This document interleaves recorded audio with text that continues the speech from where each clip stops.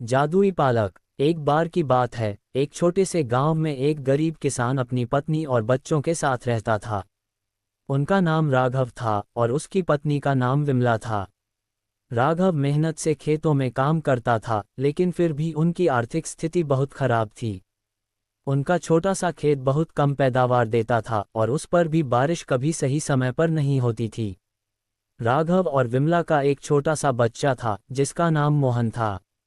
मोहन बहुत ही प्यारा और चतुर बच्चा था, लेकिन वह हमेशा भूखा रहता था क्योंकि उनका घर इतना गरीब था कि खाने के लिए भी ठीक से अनाज नहीं मिलता था। राघव और विमला अपने बेटे की खुशी के लिए किसी भी हद तक कोशिश करते थे, लेकिन फिर भी उनका जीवन संघर्षपूर्ण था। एक दिन राघव ने अपने खेतों में कुछ अजीब देखा। खेत के एक कोने में एक अद्भुत पौधा उगाया था। उसका रंग हरा था, लेकिन उसके पत्ते इतने चमकदार थे कि वे सूरज की रोशनी में चमकते हुए लगते थे।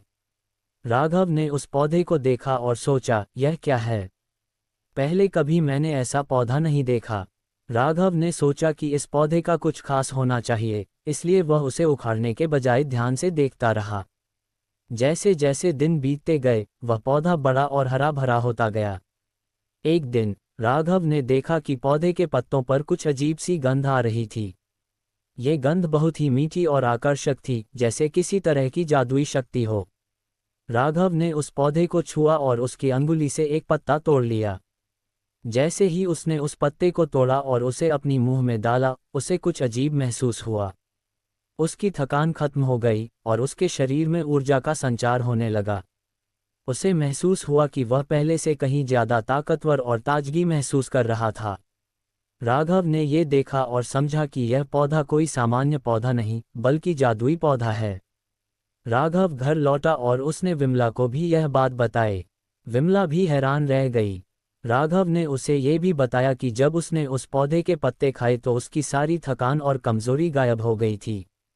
विमला ने ये सुना और सोचा कि यह पौधा उनके जीवन के लिए एक वरदान हो सकता है।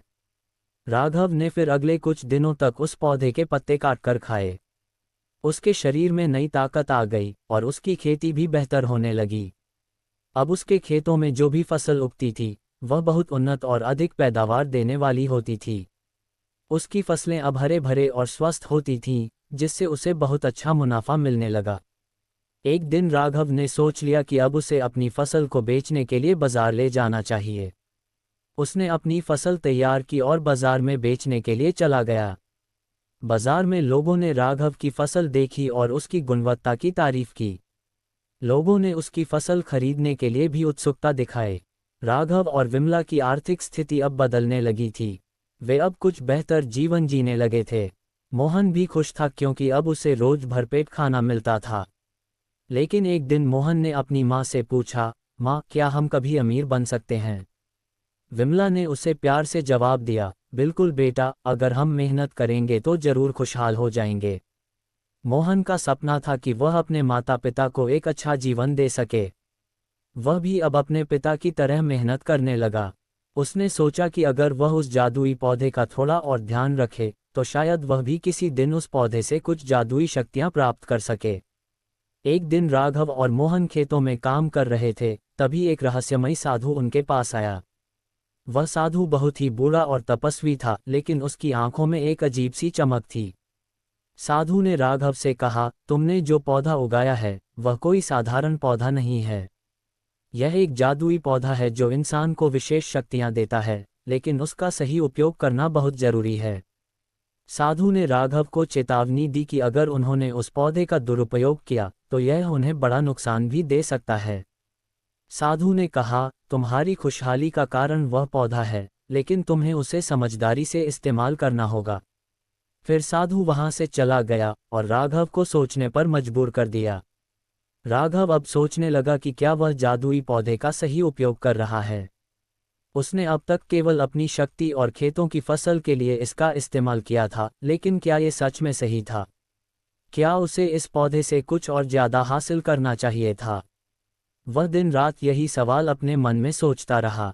कुछ दिनों बाद राघव ने निर्णय लिया कि अब वह इस पौधे को सिर्फ अपनी मेहनत और संतुलन बनाए रखने के लिए इस्तेमाल करेगा।